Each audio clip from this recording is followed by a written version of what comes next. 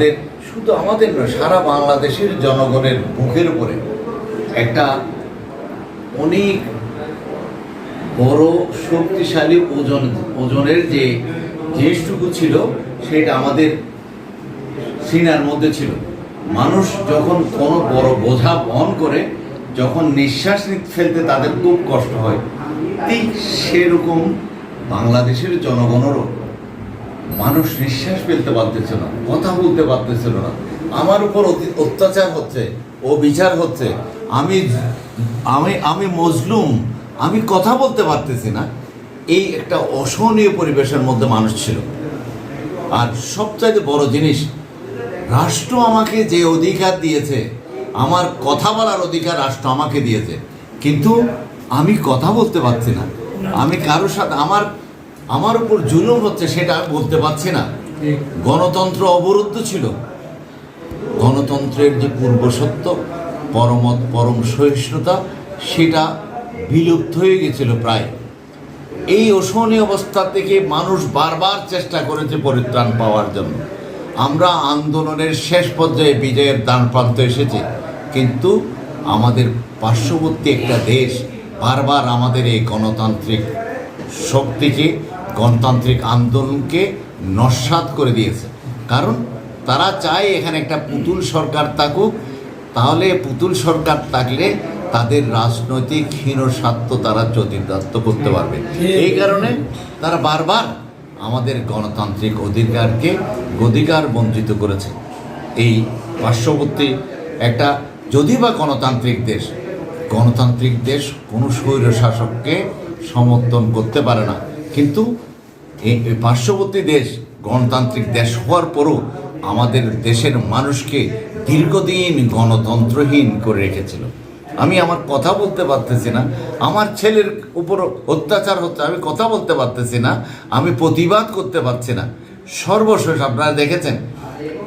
আর একটি কথা, যে গায়েবী মামলার নাম দিয়ে বাংলাদেশের তরুণ, ছাত্র, কৃষক, বৃদ্ধ, বৃদ্ধ থেকে শিশু থেকে বৃদ্ধ পর্যন্ত সমস্ত জনগণকে মিথ্যা মামলায় জর্জরিত করে দীর্ঘদিন বিভিন্নভাবে হেনস্থা করেছে। থানাগুলো, আজকে যে থানায় পুলিশ বসার সাহস পাচ্ছে না, কারণ তারা নীতি নৈতিকতা হারিয়েছে। জনগণের বিপক্ষে একটা শক্তি হিসাবে তারা এই স্বৈর শাসকের পক্ষে অবস্থান নিয়েছে, এবং মানবতা, পুলিশের মধ্যে যে মানবিকতা আছে, পুলিশের যে অ্যাব্রিভিয়েশন আছে, সেটা তারা লুপ্ত হয়ে গেছিল। তাই পুলিশ আজকে থানায় বসার সাহস পাচ্ছে না। আর আরেকটা জিনিস হচ্ছে আর এই অসহনীয় অবস্থাকে থেকে পরিত্রাণ পাওয়ার জন্য, এই যে বললাম না, বারবার আমরা চেষ্টা করেছি গণতন্ত্রের বিজয়ের দ্বার প্রান্তে, কিন্তু ষড়যন্ত্রের মাধ্যমে প্রশাসনকে নির্লজ্জভাবে তারা দলীয়করণ করেছে। এই দলীয়করণের কারণে বারবার ডেমি নির্বাচন করেছে। মানুষের মধ্যে উৎসাহ উদ্দীপনা ছিল, এবার ভোট হবে, আমরা ভোটের মাধ্যমে এই সরকারের পতন ঘটাবো। কিন্তু ভোটের কথা বলে একটা ভোট নামক একটা প্রহসন ওরা নাটক মঞ্চস্থ করে, পরে তারা জনগণকে ভোট দিতে দেয় নাই, আবার নিজেরা বলে আমরা গণতান্ত্রিকভাবে নির্বাচিত হয়েছে। সর্বশেষ ছাত্র জনতার উপর তাদের এই যে বৈষম্য বিরোধী, কোটা বিরোধী ছাত্র আন্দোলন, এদের উপর যে নির্মম নির্যাতন, এবং এই যে মূল উদ্দেশ্যটা কি? মূল উদ্দেশ্য হচ্ছে মুক্তিযোদ্ধাদের 56% দিয়ে, মুক্তিযোদ্ধাদের নাতিপুতিকে 56% দিবে চাকরি, আর মেধাভিত্তিক যারা আছে তারা পাবে 44%। এটা একটা চরম বৈষম্য, এবং এইটার বিরুদ্ধে ছাত্র সমাজ জেগে উঠেছে। মুক্তিযোদ্ধা যারা করছে, আমরা মুক্তিযোদ্ধাকে অবশ্যই সম্মান করি, তার মনে এই নয় যে মুক্তিযুদ্ধের নাতিপতিরাও সবগুলোতে পাবে। মেধাবী ছাত্র যারা রাত দিন লেখাপড়া করে, সে একটা পরীক্ষার মধ্যে সে 94% নাম্বার পেয়েছে, 99 নাম্বার পেয়েছে, কিন্তু সে চাকরি পাবে না। আর কোটার কারণে যে 30% পেয়েছে, 30 নম্বর পেয়েছে, 40 নম্বর পেয়েছে, সে গাধা মূর্খ একটা জায়গায় প্রশাসনে বসবে, যার কারণে প্রশাসনের একটা বেহাল দশা আমরা দেখেছি বিভিন্ন জায়গায়। এই যে প্রশাসনের মধ্যে এই দুর্নীতি পাপের মাত্রা এবং প্রশাসনের দুর্নীতি পাপের মাত্রা, গুম খুন এবং আয়নাগর, সর্বশেষ আয়নাগর আজকে দেখেছি, আয়নাগর আজকে অবস্থা দেখেছি আমরা। আয়নাগরের মধ্যে কত মানুষের হাড়গোড় পাওয়া গেছে। আহা, এরা তো আদম সন্তান, এদেরকে কি নির্মমভাবে তাদেরকে হত্যা করেছে। ওনাকে মুখ বাঁধা, হাত পিছনে বেঁধে ফেলে রেখেছে, না খাইয়ে তিলে তিলে সেখানে নিঃশেষ হয়ে গেছে। ওরা যখন মরে গেছে ওখানে ফেলে দিছে অনেকগুলোকে। আর এই ওটা বিরোধী ছাত্র আন্দোলনে ঢাকা মেডিকেলে যে আমার ঘনিষ্ঠ আত্মীয় ডাক্তার, সে বলেছে, আঙ্কেল আমি যেই জিনিস দেখছি, আমি ওই জিনিস দেখার পরে আমি 3 দিন ঘুমাইতে পারি নাই। বলেছি কী জিনিস দেখেছি? এটা যে লাশগুলো তো চিহ্নিত হয়ে গেছে, পরে যে লাশগুলো কয়েকটা রুমের মধ্যে তালা বন্ধ করে রেখেছে, সেই লাশগুলো ফ্লোরের মধ্যে শুয়ে ওরা মেডিসিন দিয়েছে যাতে 1 সপ্তাহের মধ্যে ওদের শরীর থেকে মাংসগুলো ঝরে যাবে, শুধু হাড়গুলো থাকবে। এই হাড়গুলো ওরা ওই যে কঙ্কাল করে হাড়গুলো বিক্রি করে ফেলবে।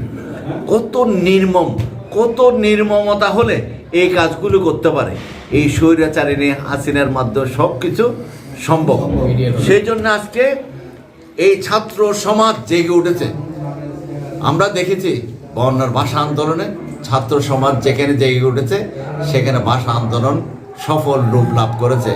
আর 90-এর গণ অভ্যুত্থান, আল্লাহ আমাদেরকে 2টা অভ্যুত্থান দেখেছে, একটা 90-এর গণ অভ্যুত্থান, আরটা হচ্ছে 24-এর গণ অভ্যুত্থান। তো ওই ছাত্রদের নির্মমভাবে নির্যাতনের কারণে, এবং এই সরকার যে কত জঘন্য খুনি আপনারা দেখেছেন।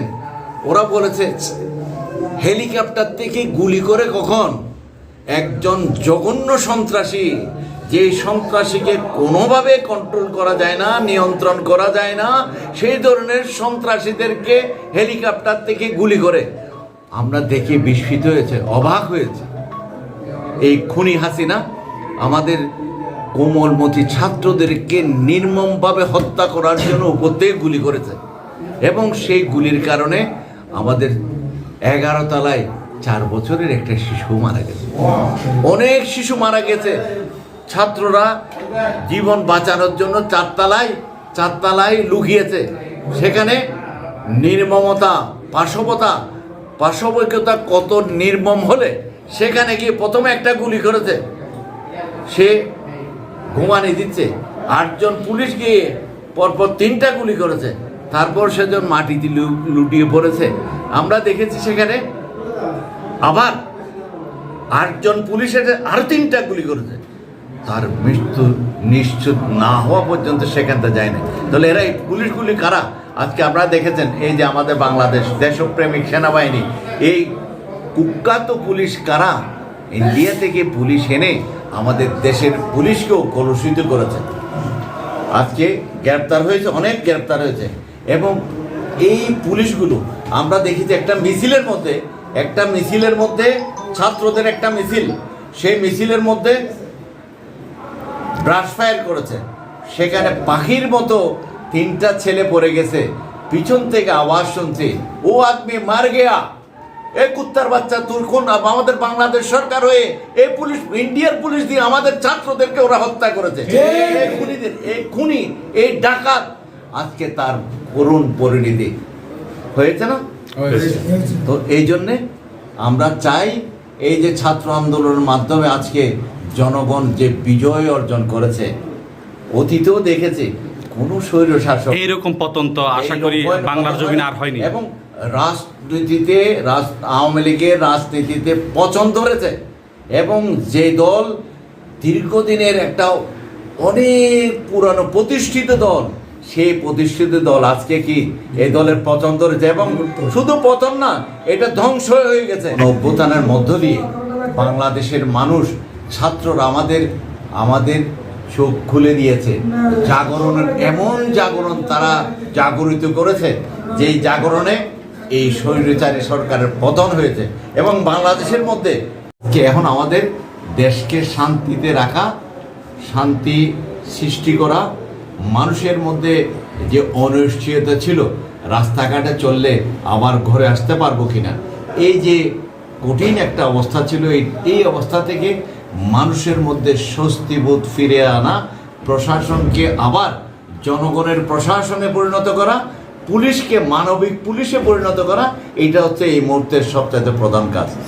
ধন্যবাদ। ধন্যবাদ। আসসালামু আলাইকুম।